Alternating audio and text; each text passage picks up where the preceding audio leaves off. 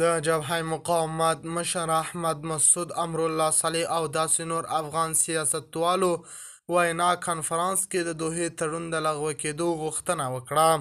طالبان بیا وایي خلک نور نه تیروځي. احمد مسعود د اوتریش کې هغه غونډه له امریکا او د طالبانو ترمنځ د دوحې غونډه د لغوه کېدو ویلي دي. هغوی په خپلې غونډه کې ویلي باید امریکا او د طالبانو د دوحې هوکړه لغوه شي. خو طالبانو بیا ویلي دي چې خلک نور نه تیروځي. د خرابات ټي وي چینل درنو لیدونکو سلام، ستړي مشئ، وخت مو بخیر. هیله لرم چې جوړ او روغ به یې. په سر کې یادونه کوم که خرابات ټي وي چینل مو نوي سبسکرایب کړئ، په درنښت سره خرابات ټي وي چینل سبسکرایب کړئ.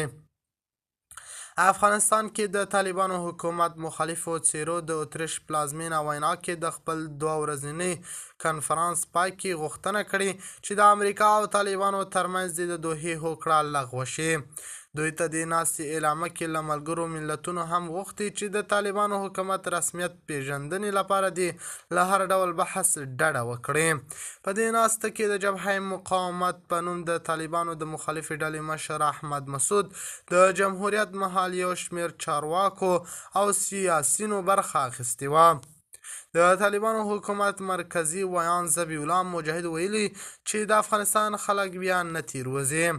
د وینا دغه کنفرانس پای کې په برخه کې په خپره شوې اعلامیه کې راغلي ده چې د 2020 کال د دوحې هوکړه پایله کې د طالبانو نامشروع واکمنۍ افغانستان کې د ناورین زېږنو وضعیت لامل ګرځېدلی، نو د دې د هوکړې دوام د افغانستان په خیر نه ګڼي.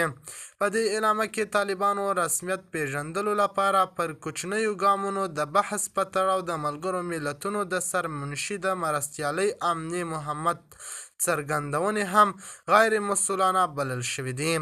د خرابات ټي وي چینل درنو لیدونکو دا او زموږ ته د مهال چمتو کړی خبر